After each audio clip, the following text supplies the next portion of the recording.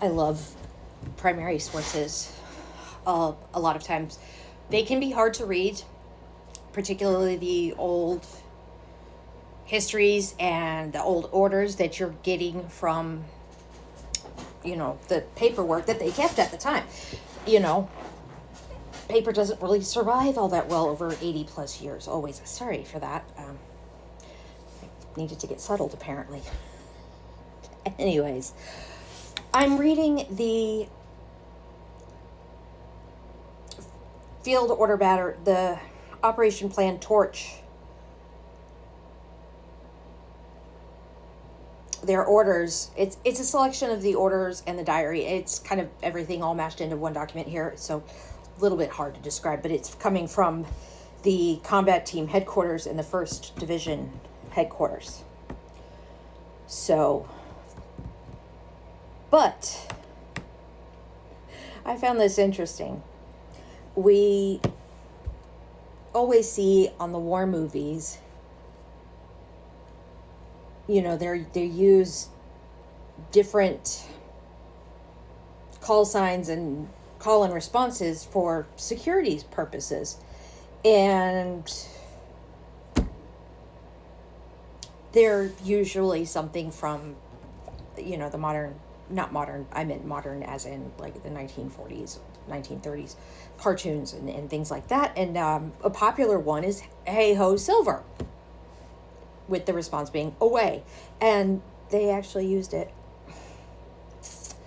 According to this, to challenge at night, the phrase Hi Ho Silver will be used. The correct response is always. That's just so cool. All right. Seeing stuff like that. It's so interesting. The same document earlier, when laying out policies and procedures of the mundanest kind, all right, there's a note under leaves policy, and it says policy will be established after landings. But they're setting these things up. Being a woman of not inconsiderable administrative and organizational skill, that sort of thing really makes my little nerdy head go, oh, that's so cool. They were prepping for that. They were prepping for post exchanges and mail and blocking the mail, all right? They put out blanket ban for a little while there on the ships, running up to the landings in Oran and Casablanca, that the mail wasn't going to go out. It just, all mail stopped not going anywhere for up to a little period of time before they landed. And this was something I wouldn't have thought was something that needed to be addressed in that time period, all right? But it says personal cameras are not allowed to be used anywhere or on ship. And it's just so weird that's, I didn't think that was a thing. Personal cameras, I didn't think had gotten to be that prevalent that they needed to be addressed in a document such as this. But it did go on to say that they could be used out past the ports and past the ships as long as they were registered with the S2s and the films were processed per censorship rules. But that's just, again, the things that you find, the things that you see written, you get to see a little bit through their eyes. There's a comment in here about the enemy, and they're talking about Iran and the French specifically. They said that their fighting force was mediocre, but that the Foreign Legion we should be concerned with. They should be concerned with the Foreign Legion, but the French themselves, the defending forces, were mediocre. Like, oof, harsh.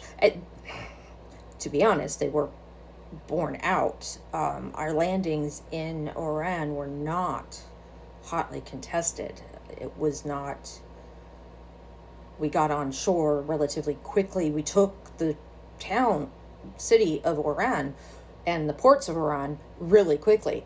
So, yeah, the defending forces were mediocre. Oh, I just love this stuff. You know, maps, sadly, when it comes to this format, can be a bit difficult. You're not getting the full effect because they were initially overlays. They took the piece of paper, put it on top of a literal map, and overlaid it.